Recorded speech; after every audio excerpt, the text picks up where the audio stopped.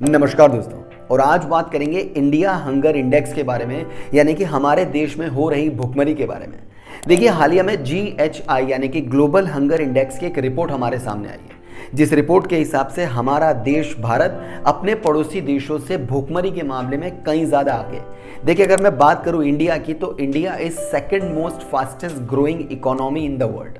अगर मैं बात करूं इंडिया की, तो इंडिया का जीडीपी ब्रिटेन के जीडीपी से कहीं ज़्यादा आगे है, with a huge value of 854 Arab dollar. लेकिन ग्लोबल हंगर इंडेक्स की रिपोर्ट के हिसाब से 125 कंट्री के ऊपर एक सर्वे किया गया, जिस सर्वे में इंडिया की रैंकिंग आई है 111, जबकि हमारा पड़ोसी देश पाकिस्तान, जो कि एक्चुअली इकोनॉमिक क्राइसिस से जूझ रहा है, उसकी हंगर इंडेक्स की रिपोर्ट बताती है 102 का लेवल। यानी कि भूखमरी के मामले में हम पाकिस्तान से भी ज़्यादा खराब स्थिति में हैं।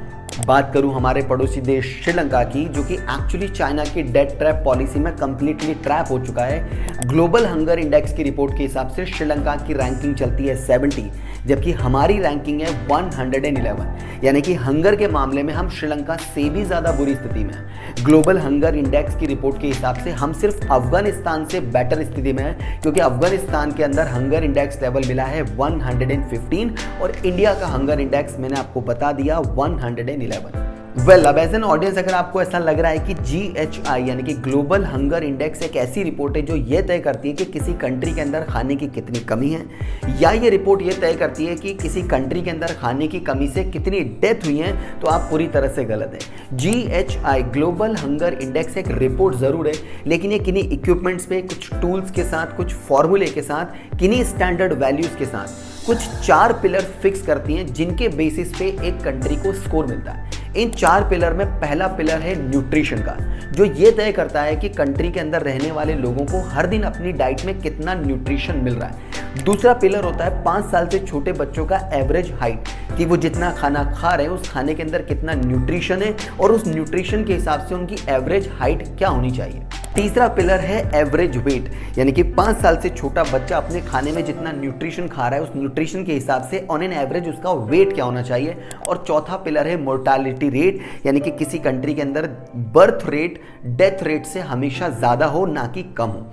और इन सारे चारों पिलर को सर्टेन स्टैंडर्ड टूल्स, इक्विपमेंट्स और एवरेज वैल्यू को मिला लें, तो ग्लोबल हंगर इंडेक्स ने इंडिया को रैंक दिया है 28.7 का स्कोर, जो कि पूरी दुनिया भर के हिसाब से एक बहुत गंभीर स्थिति है किसी भी कंट्री के हंगर इंडेक्स को जज करने के लिए।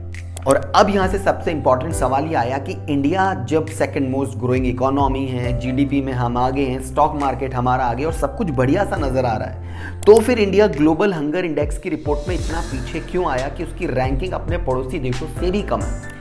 तो देखिए, इस बात का सबसे इंपॉर्टेंट रीज़न ये हो सकता है कि हमारे यहाँ फूड प्रोडक्शन बहुत है, लेकिन फूड का प्रॉपर डिस्ट्रीब्यूशन नहीं हो पाता है। ज़रूरतमंद लोगों तक खाना ठीक से पहुँच ही नहीं पाता है। बल्कि इंडिया में UN की एक रिपोर्ट के हिसाब से खाना 40% वेस्ट कर दिया जाता है, जिसकी रुपीज़ में वैल्यू तकरीबन 50,000 करोड़ डॉलर लगाई गई है। तो हमारे यहाँ जब कोई इवेंट होता है तब खाना वेस्ट होता है, वेडिंग्स में वेस्ट हो जाता है, होटल्स के अंदर वेस्ट हो जाता है, इंस्टेंट हमारे घरों में भी काफ़ी हद तक खाना वेस्ट होता है। ये वेस्ट फूड ज़रूरतमंद लोगों तक पहुँच सकता है, जिनकी वजह से उन्हें न्यूट्रिशन मिल सकता है, जिसकी वजह से हमारी ग्लोबल हंगर इंडेक्स की जो बैड रैंकिंग है, ये गुड रैंकिंग में शिफ्ट हो सकती है।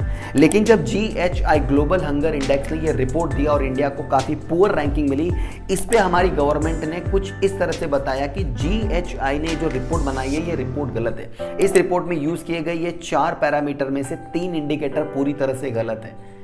अब सच क्या है वो गवर्नमेंट जानती है या GHI के अधिकारी जानते हैं? एज एन ऑडियंस आपको क्या लगता है कि क्या सच में इंडिया हंगर इंडेक्स में अपने पड़ोसी देश पाकिस्तान और श्रीलंका से पीछे हो सकता है? कमेंट करके मुझे अपनी राय जरूर बताएं।